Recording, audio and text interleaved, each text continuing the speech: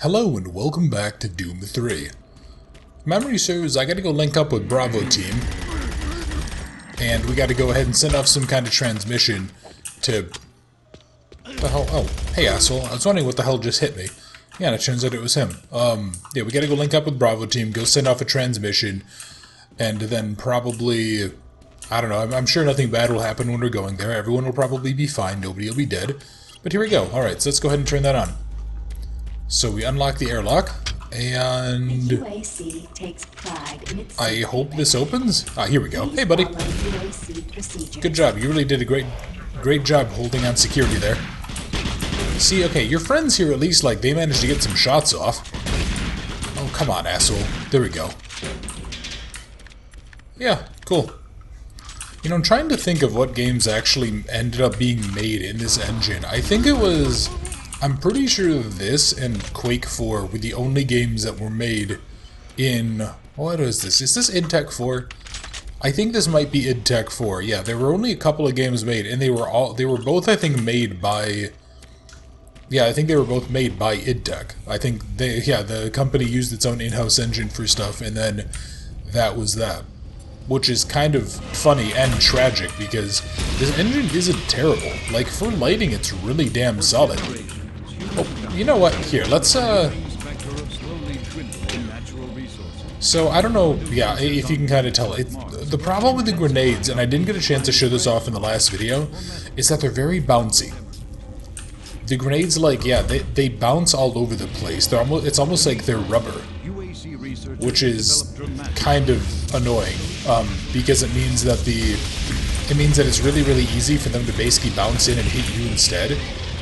Like, it's very, very possible to go ahead and end up, like, inadvertently getting tagged with a grenade since they blow up on impact. So if you go ahead and if you try to tuck it around a corner somewhere, it's very, very easy to end up getting fucking murdered. Alright, so this is the Alpha Labs cabinet. I'm gonna have to keep an eye out for a thing. Hey, buddy. You were not doing a good job of being sneaky. Oh, shit, hello. And what's with the weird, creepy red vision?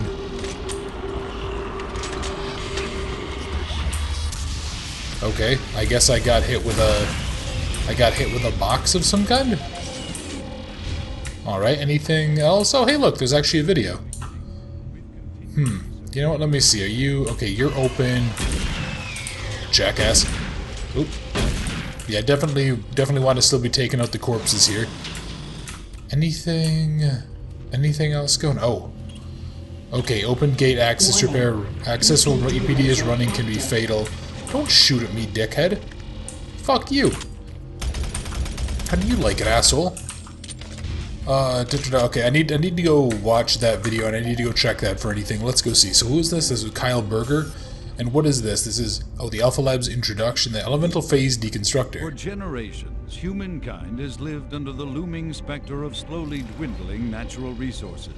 Our new ventures on planets like Mars have only intensified our need to find fresh sources for metals, petrochemicals, food, water, and even air.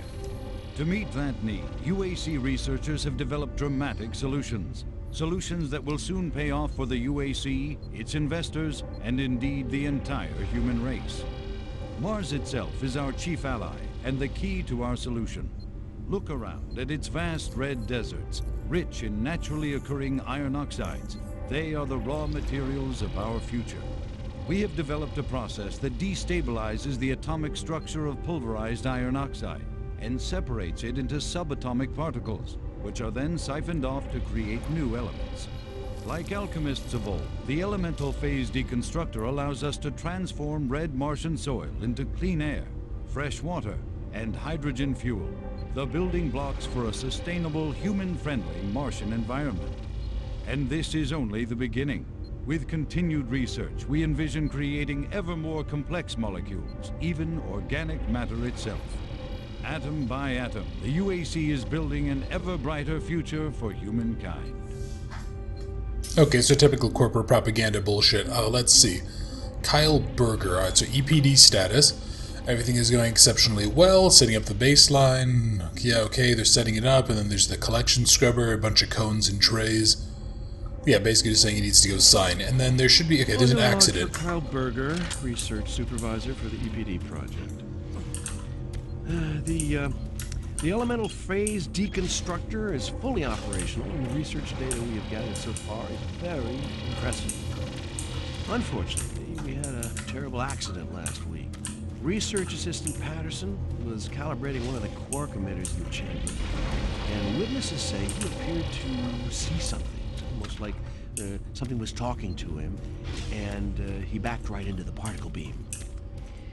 It was not a pretty sight, as it took off the backside of his head. He lived a few minutes, although I'm not sure you could consider that living. But they say his eyes rolled back and forth, and he was trying to talk, although after losing that much brain matter, I'm sure it was his reflex actions. Anyway, due to this, I have enacted new safety protocols in the lab, and we have stocked one of the storage cabinets with emergency medical supplies. The code for the cabinet is 752. End of log. Alright, cool. Well, thank you. Sorry about your buddy there. He apparently ate shit. But yeah, so we actually got to go down... If I remember it, we actually have to go down there. And I don't... Can I? Oh, I think this is gonna suck. Oh, wait, hang on. Huh, okay, maybe we don't have to. Help you. No, I'm not gonna fucking help you. Hang on. Yeah, how are we supposed to...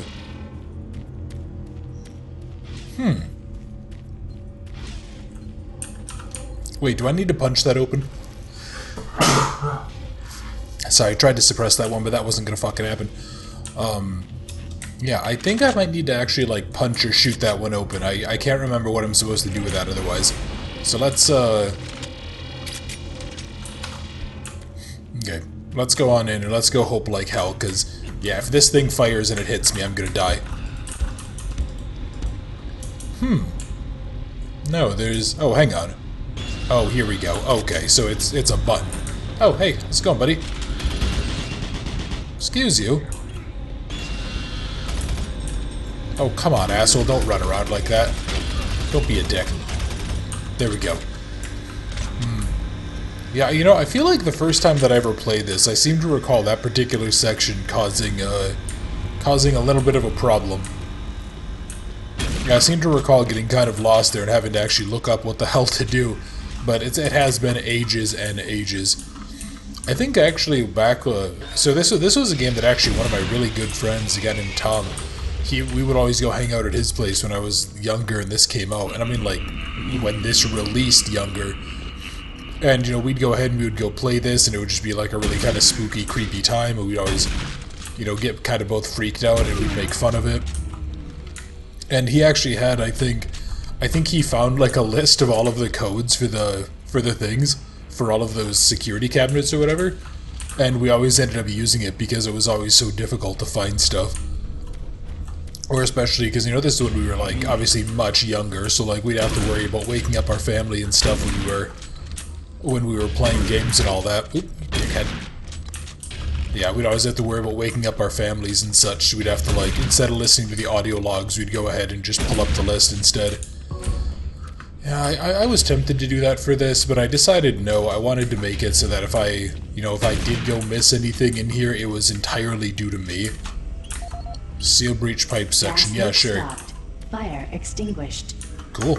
Alright, so whose PDA did I just get? Jack Smith. Okay, Jack, what do you got for me? Audio log for Jack Smith, benefits analyst in HR 1024-2145. I just went through another batch of accident reports from the science team. We've had 5 more people hurt this week while working with the equipment. The most serious incident was one John Hughes, whose hand was caught in one of the plastic extrusion systems. He was performing maintenance on it and states that he unplugged it and had the safety key in his pocket. It managed to activate without an apparent power source and shredded his arm up to the elbow before someone got him out. It's been reported that the machine is still running and we can't shut it down. The cost on that incident alone is enough to raise the red flag, but this is just one in a pile. We're going to overrun our budget on benefits payout this quarter. And while it's not my department, I have to assume that the new equipment budget is going to be blown out as well, because, according to these reports, the equipment's breaking down on a daily basis. Please mark this one a review of corporate end of life. Yeah, alright, so fuck these guys if they're seriously being like, oh, we're worried about the fucking money thing. Fuck them. Yeah, these guys are dickheads, but then again, this is basically like corporate dystopia 101 bullshit, so... yeah, obviously not a good thing if you have machinery that's like Oh, hello. Okay, thought I heard one of you assholes. Yeah, obviously not a very good thing though if they actually have... Oh, that would actually be really fucking bad, Jesus. So there's a thing in safety systems, and it's a system called lockout tagout. And basically what it is whenever you're working on like an important system, so maybe if you're an electrician and you're working on an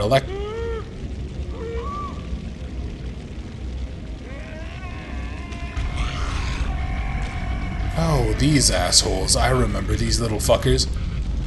So these are like different versions of imps, if I recall. I mean, they're basically imps in all but name. They're just a little bit more animalistic and they have two heads, but... yeah, so anyway, what lockout tagout is like, if you're an electrician, say, and you're working on a breaker, or you're working on an electrical system, and like, if the breaker turns on, it'll kill you. You know, you have like whatever, you're working on a big engine or something like that, and if it activates, you're gone. What you would do is you go ahead and you basically put a locking mechanism on the breaker panel. So you would flip the master breaker and then you would lock it down and then you would put a tag that would have your name on it. And under OSHA rules and under all of these like safety regulations, nobody is allowed to touch that except for the person whose name is there. So if that person has gone home for the day and they didn't take it off, that person has to come out and undo it. It doesn't matter who it is that put it on. So what happens then, like obviously there's some exceptions where if that person was fired from the job site or something and then they did that, you know, people can, you know, then it can be adjusted, but it's a lot of red tape to do that. So yeah, in this type of a case though, these guys actually did the right thing. They completely disengaged the system. They turned off like the power system to it, and then it's still activated, and that's kind of, that would be fucking horrifying. You know, like you do everything right and then it just... whatever happened, the machine still somehow had power or something fucked up, and next thing you know, there goes your hand.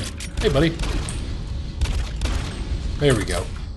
Wanted to use the explosive just for fun. Did I just hear another asshole somewhere? No? Maybe? I don't know. Also, yeah, these should have railings here. This is horrendously unsafe. Jesus Christ. Boy, if I came into a workplace and it was this unsafe, I would go find whoever the hell the HR rep was, and basically, or whoever the hell the safety coordinator was first, and tear him a new asshole. And then if he decided to go be a piece of shit and was like, oh, well, we don't need it for safety, I would go find HR and tear them a new asshole. And then go back and find the safety guy and tear him a new asshole again, just to be safe. Yeah, I like, for all joking aside, safety is one of those things that I kind of take seriously, because I like having all my arms and legs, and I've seen and heard way too many horror stories about what happens when you don't take safety seriously.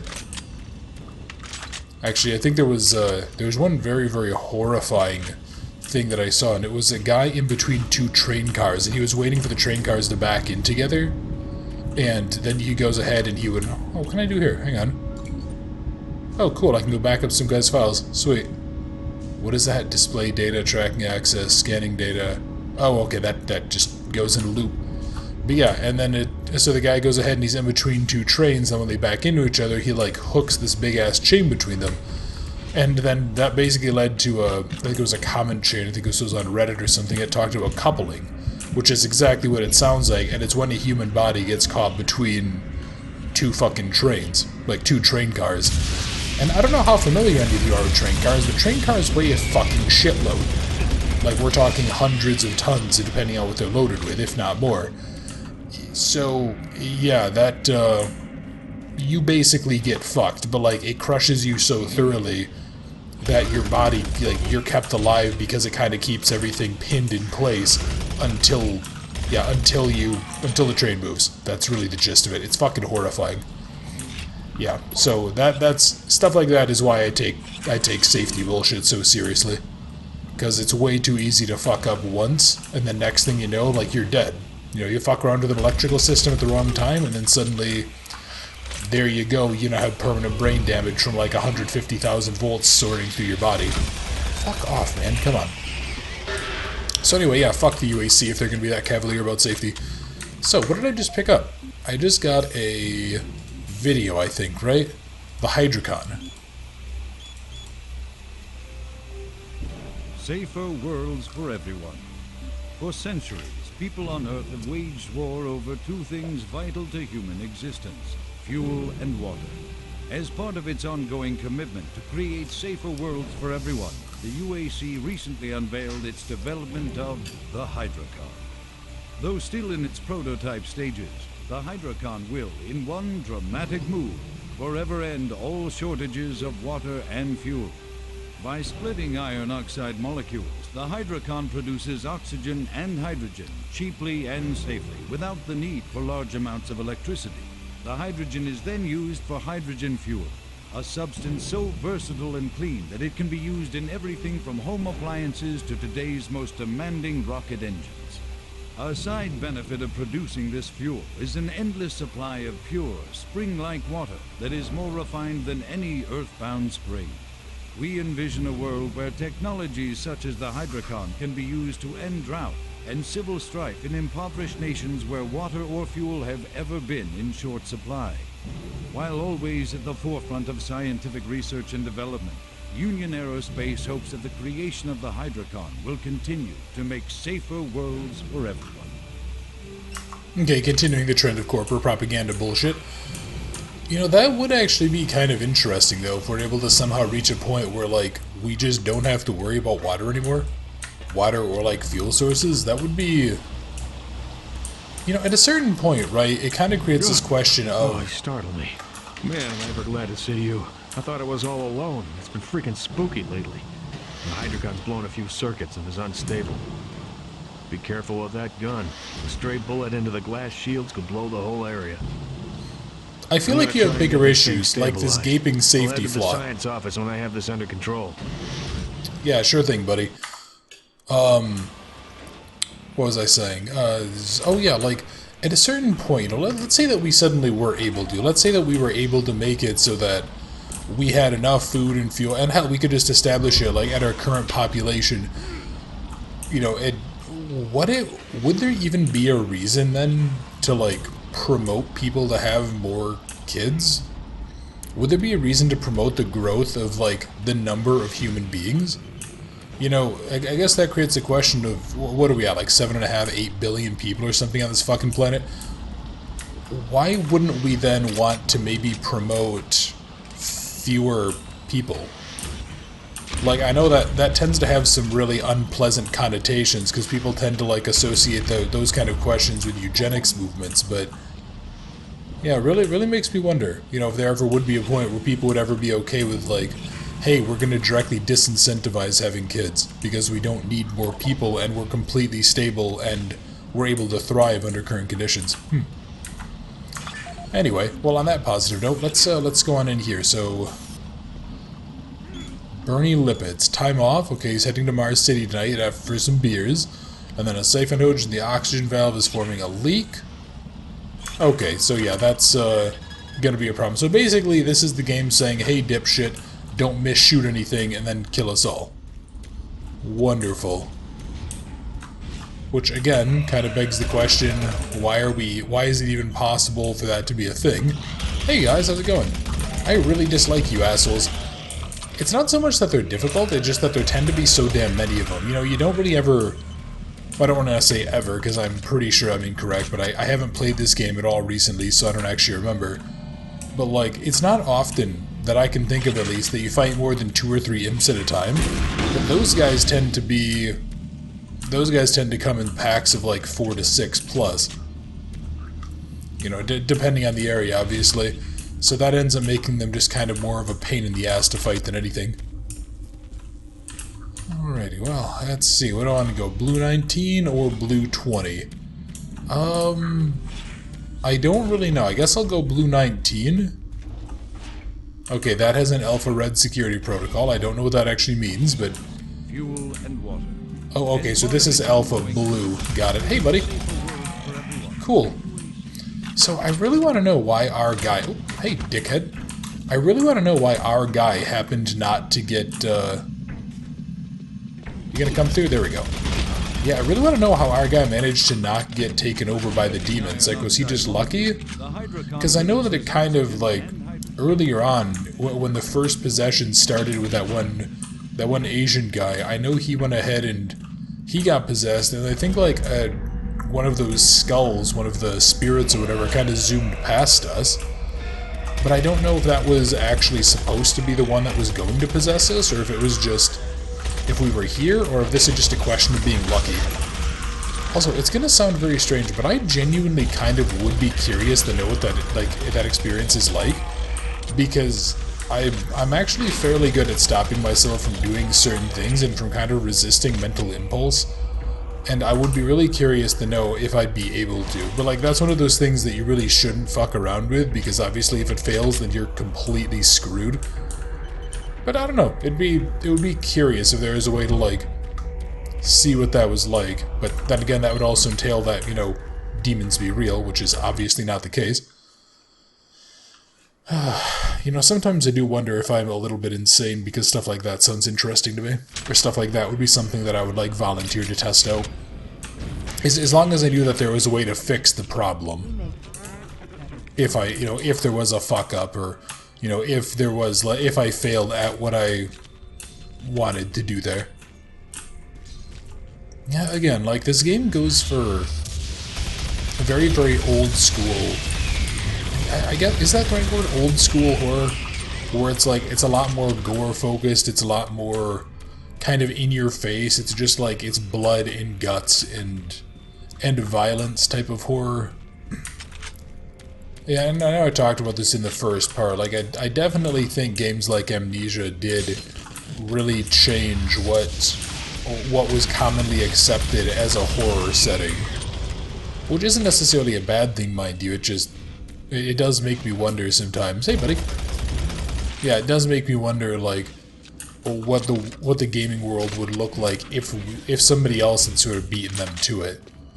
And I know there were a couple of games that did. Like, I know, what is it, like, Siren Blood Curse, I think is supposed to be one that has, Hey, there you are, little bastard. Yeah, Siren Blood Curse is supposed to be a game that had a sort of similar thing, where it was, like, all about the helplessness and not being able to fight back and shit, but that one, I think, just... I don't know if that one just wasn't released in the West, or if it was released too late or something, or if it was just because it was a console, or... Hello. I don't know. I'm broadcasting on a very low frequency. If you can hear me, I'm not far. Please help me. I've locked myself. Please, if anyone can hear me, please help me. Okay, so that guy said something interesting. He said I'm broadcasting on a very low frequency. And that meant that if we could hear him, it's close. That's actually the opposite of how it works. If you're broadcasting at a low frequency, what you have is basically lower resolution of the transmission, but it also means that you have a longer travel distance, because it loses less energy in the transmission through the atmosphere. So that's an interesting little thing. Hey guys, how's it going? So you're gonna die. Anybody? Yeah, there we go. I thought there'd be more of you little bastards popping in too. I had something I wanted to talk about, now I can't remember what it was. It wasn't about demonic possession, it wasn't about long-range frequencies. It was probably whatever I was talking about before that. Before that little radio transmission came in and I shut up to deal with it. Nope, yeah, no idea. Okay, so select camera view. What? God damn it. Okay, well, let's see. So here's the checkpoint junction. Here's the check... Oh, hey, we can see ourselves. Hey, there we go.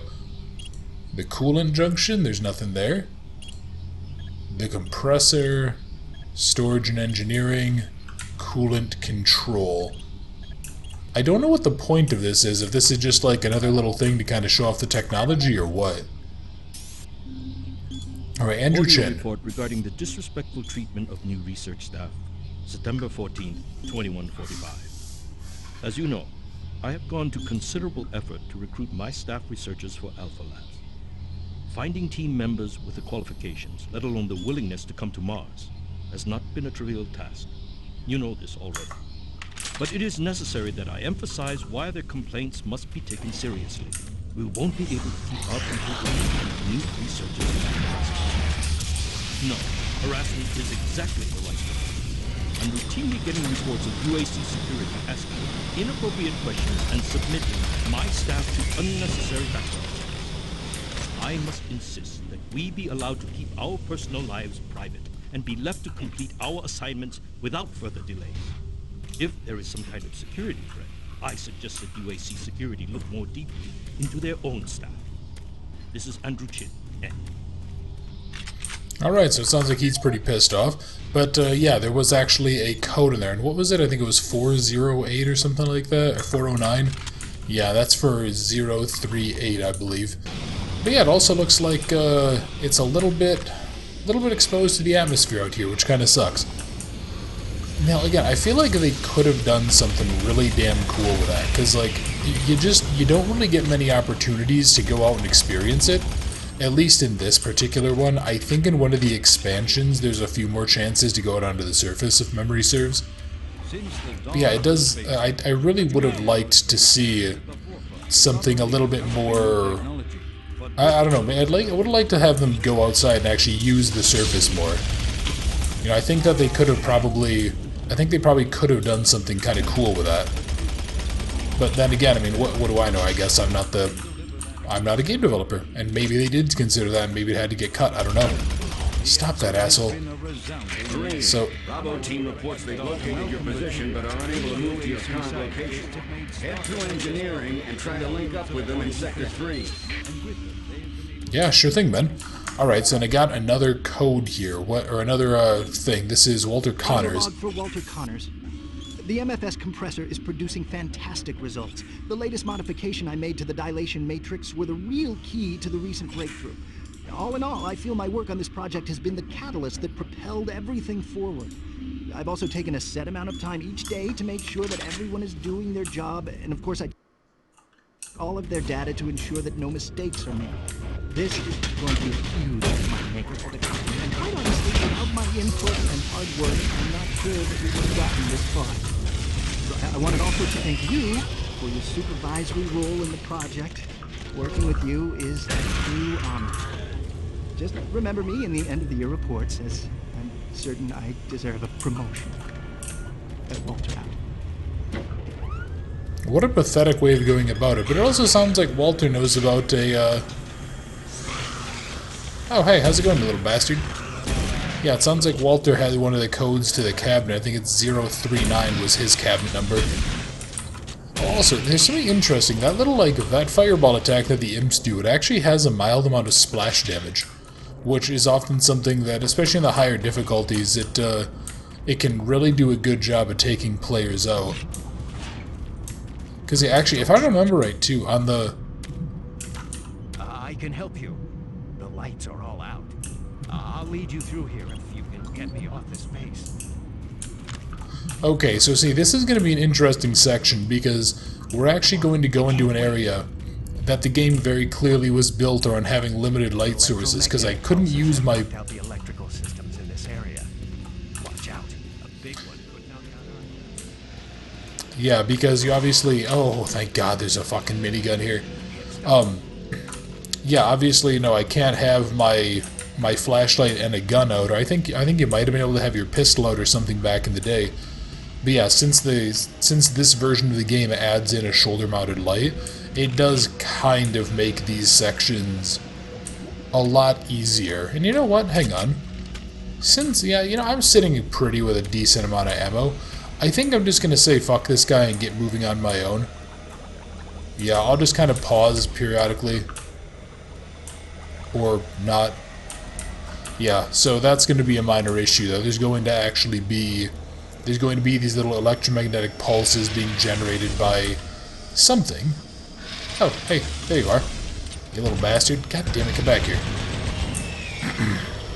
You know, I really like the fact that this is like a Gatling gun that has a relatively manageable fire rate. you know, it doesn't go ahead and it doesn't fire like 50 rounds in a couple of seconds. You know, you can almost sit here and count the bullets as they're shot. And I really do like the fact that the game does that, because I think a lot of games have basically too fast of fire rates for their weapons. It's kind of the same story. I think that might be one of the reasons that I really like the machine gun too, the like P90 looking clone, because you can go ahead and you can use it. Oh, we're so getting ambushed. Yeah, because you can go ahead and you can actually count your shots as you're firing. You don't really need to, you don't have to sit there and be like, oh wait, I need to check my ammo or whatever. 039, was this 103? Was that it? No, I don't remember what his code was. Let's see, Walter Connors, da-da-da. 102, that was it. Perfect. And then in here, there's ammo and armor, neither of which I need. You know, I'm kind of wondering then... Nope, fuck this place. Well, okay, I'm not wondering fuck this place. No, definitely fuck this place. Fuck everything to do with this place. This place is a shithole. I'm wondering why he had, like, a personal cabinet. Hold on, game, did you actually... Okay, there we go. I was gonna say, you did not just let me lock myself into here. God, really? I kind of wanted to go back up there and actually go check that out. But also, yeah, I guess there's ammo and stuff and health down there that I don't really need. Alright, we're good there. Let's wait for my flashlight to trigger back on. Yeah, and then let's go... Oh, I know what these are. God, I hate these things. These things are fucking awful. They're a very, very miserable creature. Where? Yep, these things. These weird, like, fucking... Ugh. I hate these things' design. I hate everything about them. Because the problem is that they pop out of every little bastard nook and cranny in the fucking area. Yeah, you see, like, they just crawl through there, and yeah, these, they, like, pop on down. It's just... You can imagine why I dislike these little fuckers. Yeah, and they come in, like, swarms and shit, too. It's actually pretty easy to end up getting overwhelmed by them, which is something that I'm going to try very, very hard to avoid, because I don't really want to let the poor Marine here be exposed to these little fucks. Yeah, and then the game actually makes you sit here and fight all of these, if memory serves. You can't, like, avoid the fight. If I remember right, I think the... maybe it just looks like it. Yeah, or maybe it's in one of the side campaigns, one of the expansions. If I remember right, I think there's a version of them in the expansion that, like, their center is a human head, or maybe this one, it kind of looks like an upside-down imp head in a sense. Yeah, it does. Like, the eyes are on the bottom, which is just fucking awful. But then again, everything about these little bastard creatures is awful, so fuck them. Yeah, see, the fact that creatures like that would exist, like, that would be the thing that would probably make me the most kind of freaked out, but in the same sense, I'm not sure if it's better or worse that they're large. Like, something like that being, like, palm-sized or smaller, I think smaller things that are kind of swarmy, those freak me out more. Ugh. Yeah, that's the stuff that, like, bugs me more in terms of horrifying creatures like that. As opposed to, like, a really big one, don't get me wrong, it still fucking sucks, but you can punch something big. You know, it's really hard to get swarmed by, like, 100 things that are each the size of a... Oh, hang on. Let me... You know what? Fuck you guys. Oop. Here we go.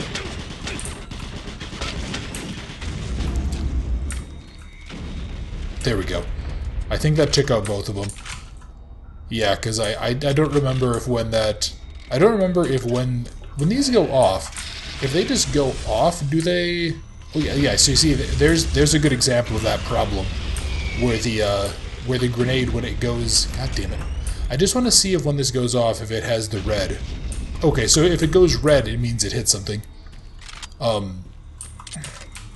yeah, like, it's really hard to get swarmed by, like, whatever, if one of those fuckers was the size of a dog, or something larger, the size of a car. You can't really get swarmed by something if there's 10 of them that big. You can get swarmed by hundreds of those things just popping into existence. Fucking horrifying. But alright, so what I think I'm going to go ahead and do is end the video here, and next time it looks like we're going to continue our trek to go link up with Bravo Team. So, thank you very much for watching, I hope you enjoyed, and I look forward to seeing you next time.